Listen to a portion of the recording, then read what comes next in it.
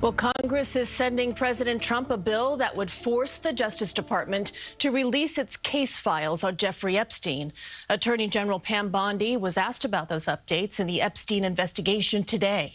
We have released over 33,000 Epstein documents to the Hill, and we'll continue to follow the law and to have maximum transparency. Also, we will always encourage all victims to come forward.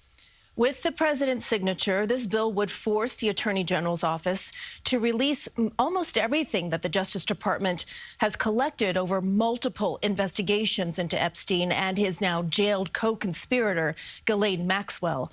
Survivors' personal information and other sensitive material can be withheld or redacted with explanations to Congress. The Justice Department says Epstein abused more than 1,000 women, among them Annie Farmer, who says she was just 16 years old when Epstein and Maxwell targeted her. Farmer sat down with me today, describing the first moment she truly felt hope after decades of fighting for justice. Is it even possible to describe the emotions you're feeling today? It's a mix of emotions for sure. We are incredibly proud of what has been accomplished, especially because there were so many people that were naysayers. We're proud, we're relieved, but it's also bittersweet because there's people that aren't here to see this. What started as a group of 4 House Republicans ballooned into a nearly unanimous vote to release the Justice Department's trove of files on Jeffrey Epstein, and an astounding reversal by President Trump.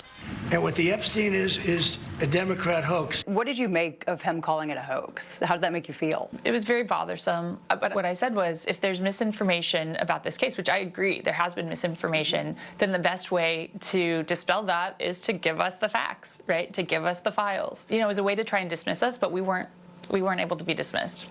Do you believe that we will achieve transparency if all of the files are released? I think that it's hard for a lot of us to trust in the government at this point because of everything that's happened in this case. I will believe it when I see it. Many of us now, we feel very hopeful, and we feel like we're holding a breath a little bit to see what does it mean to get this release? What are they going to give us? The bill requires victims' names be redacted and prohibits the DOJ from withholding certain files for reputational or political sensitivity. We're seeing that the people that are in these files are in positions of power in academia, in the media, in the government, and so they should face scrutiny and they should face consequences for enabling and being involved with Epstein and this group. I'm glad that they're not going to get off that way. One person Farmer says is getting off easy: convicted Epstein co-conspirator Ghislaine Maxwell, who she described as an equal abuser and particularly cruel. I've been alarmed by what's happened in that case, by her transfer, hearing about her special treatment. I think it's another example of really what people are so disgusted with, which is people in power, there being a separate set of rules for them, right? And so I hope that all the attention that this brings means that she does not have her sentence commuted and that she actually serves it like anyone else with that crime would serve it.